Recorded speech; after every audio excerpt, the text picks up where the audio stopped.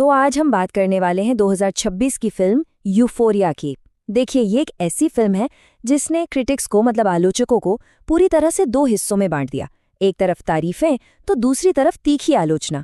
और इसने एक बहुत बड़ी बहस छेड़ दी कि इरादा कितना भी अच्छा हो, क्या वो काफी है।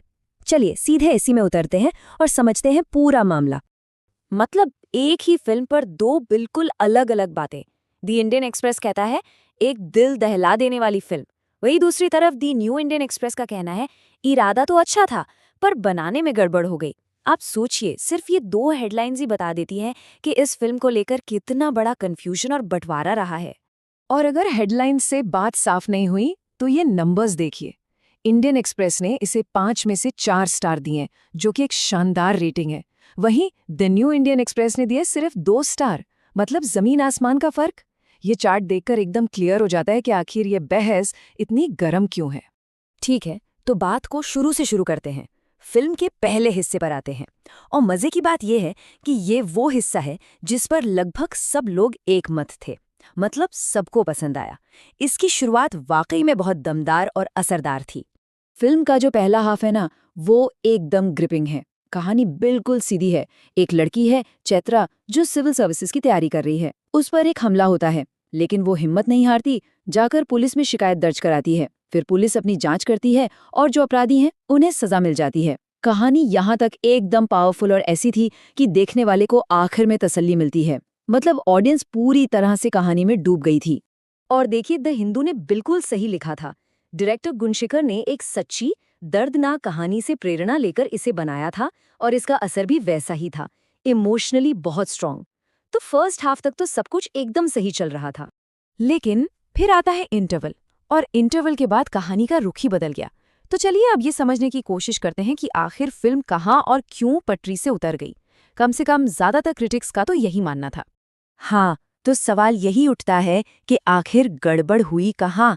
एक फिल्म जिसकी शुरुआत इतनी जबरदस्त थी, वो अचानक अपना रास्ता कैसे भटक गई। सेकेंड हाफ में ऐसा क्या हुआ कि कहानी एक ऐसे मोड़ पर आ गई जिसने बहुत से लोगों को डिसअपॉइंट कर दिया।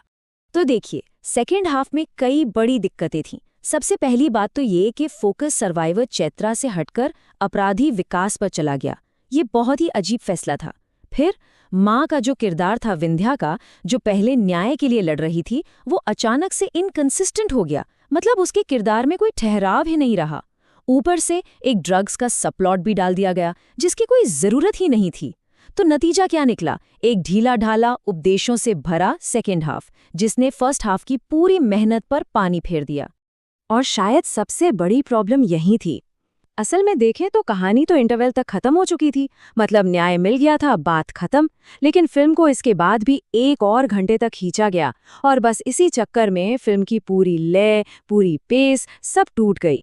लेकिन इन सब कमियों के बावजूद एक चीज थी, एक ऐसी चीज जिस पर फिल्म को पसंद करने वाले और नापसंद करने वाले दोनों सहमत थे।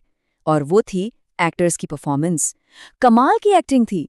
सारा अर्जुन, जिन्होंने चैत्रा का रोल किया, उन्होंने तो किरदार में जान ही डाल दी। भूमिका चावला के परफॉर्मेंस को उनके करियर की बेस्ट परफॉर्मेंस में से एक माना जा रहा है। और विघ्नेश गवेरेड्डी, जो अपराधी बने थे, उनका डेब्यू जबरदस्त था। सच कहें तो इन एक्टर्स ने एक कमजोर कहानी को भी अपने कंधों पर उठा लिया था। और जानते हैं, कहानी की इतनी सारी कमियों के बाद भी यूफोरिया एक गहरा असर छोड़ जाती है। इसकी वजह है इसका पावरफुल मैसेज और एक बहुत ही यादगार क्लाइमैक्स। फिल्म का जो क्लाइमैक्स है वो दिल को छू जाता है। सोचिए, सालों बाद विकास जेल से छूटता है और चैत्रा से मिलता है, जो अब एक आईएएस ऑफिसर बन चुकी है। उसे देखकर विकास पूरी तरह टूट जाता है। लेकिन चैत्रा वो एकदम शांत रहती है। उसके मन में नफरत नहीं, बल्कि एक ताकत और माफ कर देने की भावना है। ये सीन इतना पावरफुल था कि जिन क्रिटिक्स ने फिल्म को नापसंद किया, उन्हें भी ये सीन अच्छा लगा। और इसी क्लाइमैक्स में फिल्म का सबसे बड़ा मैसेज छिपा है, माता पिता की जवाबदेही।